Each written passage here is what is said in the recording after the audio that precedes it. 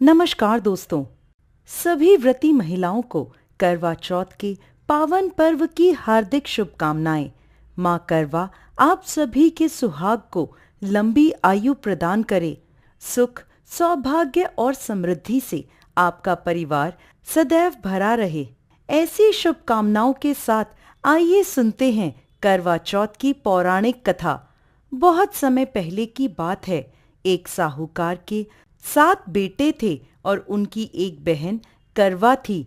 सभी सातों भाई अपनी बहन से बहुत प्रेम करते थे, यहाँ तक कि वो पहले उसे खाना खिलाते और बाद में स्वयं खाते थे। एक बार उनकी बहन ससुराल से मायके आई हुई थी। शाम को भाई जब अपना व्यापार व्यवसाय बंद कर घर आए तो देखा उनकी बहन बहुत व्याकुल थी। सभी भाई खाना खाने बैठे और अपनी बहन से भी खाने का आग्रह करने लगे, लेकिन बहन ने बताया कि आज उसका करवा चौथ का निर्जला उपवास है और वह भोजन सिर्फ चंद्रमा को देखकर उसे अर्घ देकर ही खा सकती है। क्योंकि चंद्रमा अभी तक नहीं निकला, इसलिए वो भूख प्यास से व्याकुल हो उठी है। सबसे छोटे भाई से अपनी बहन की ऐसी हालत देखी नहीं जाती और वह दूर पीपल के पेड़ पर एक दीपक जलाकर चलने की ओट में रख देता है। दूर से देखने पर ऐसा प्रतीत होता है कि जैसे चतुर्थी का चंद्रमा उदित हो रहा हो।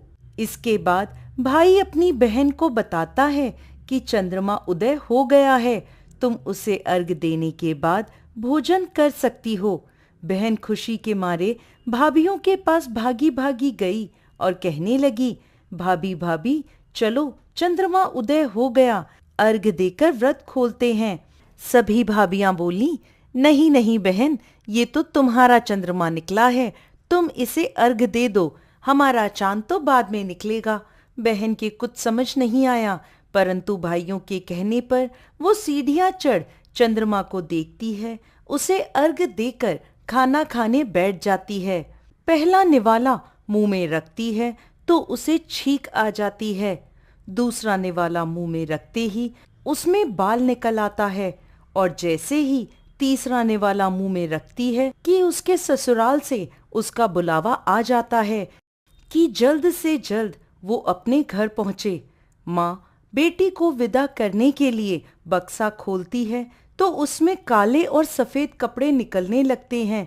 यह देखकर वो घबरा जाती है और बेटी से कहती है कि बेटा, रास्ते में जो भी बड़ा, बूढ़ा या छोटा बच्चा मिले सबके पैर छूती जाना।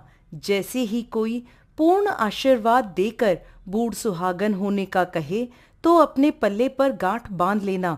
वो अपनी माँ के कहे अनुसार करती है, परंतु कोई उसे सदा सुखी रहो तो कोई सदा सौभाग्यवती रहो तो कोई पुत्रवती हो ऐसा आशीर्वाद देता है। कोई भी उसे पूर्ण आशीर्वाद नहीं देता। जैसे ही वो अपने ससुराल पहुंचती है तो घर के आंगन में छोटी ननद मिलती है। वो छोटी ननद के पैर छूती है तो छोटी ननद उसे आशीर्वाद देती है, सदा सौभाग्यवती रहो, सदा सुखी रहो, दूधो नाव पूतो फलो, बूढ़ सुहागन हो। ये आशीर्वाद सुनते ही वो अपने पल्ले पर गांठ बांध देती है और अंदर जाती है। जैसे ही अंदर जाती है तो अपने पति का मृत शरीर देखती है। उसे देखते ही वो जोर जोर से रोने लगती है।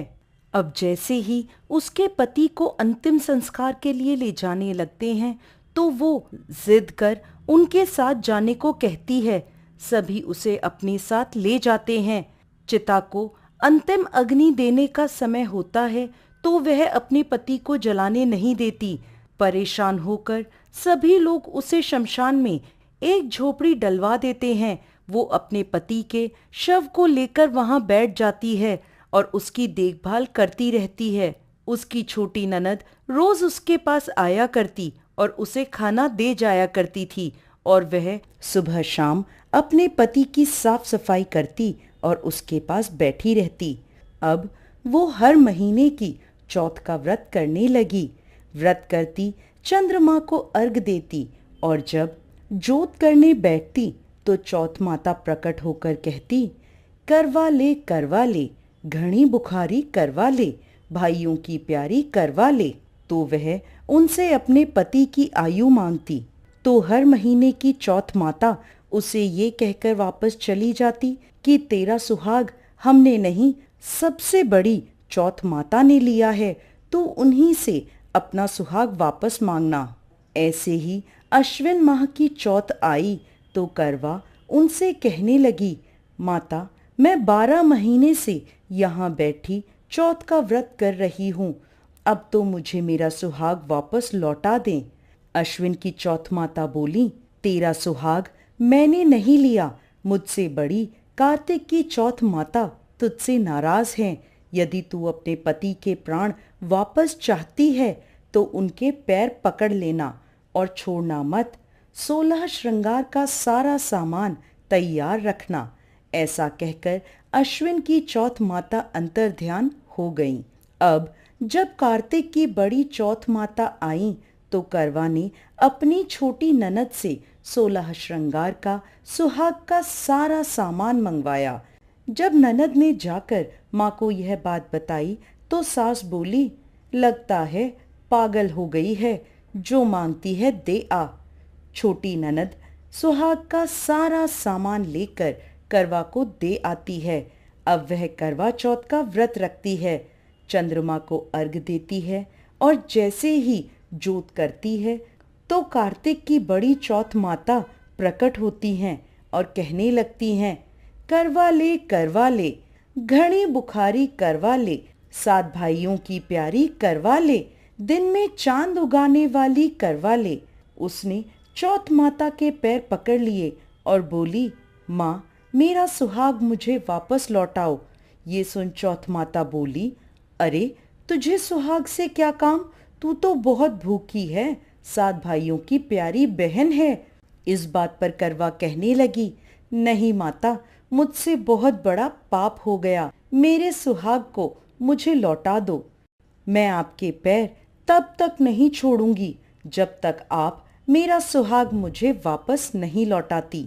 यह सुनकर चौथ माता ने करवा से एक एक कर सुहाग का सारा सामान मांगा और करवा उन्हें सारा सुहाग का सामान देती गई।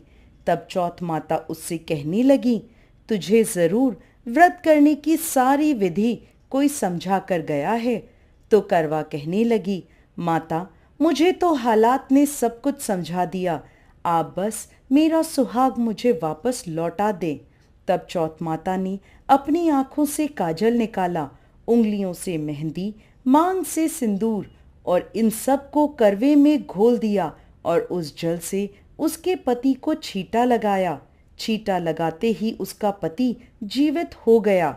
जाते जाते चौथ माता उसकी झोपड़ी पर लात मार गईं, जिससे उसकी झोपड़ी महल में बदल गई। करवा के सब सुख आनंद हो गया। शाम को जब छोटी ननद भाभी के लिए खाना लेकर आई तो देखती है कि भाभी की झोपड़ी तो कहीं है ही नहीं, उसकी जगह एक बड़ा सा सुंदर सा महल खड़ा है। उधर खिड़की में बैठी करवा छोटी ननद के आने की प्रतीक्षा कर रही थी। छोटी ननद को आवाज देकर करवा दौड़ी दौड़ी उसके पास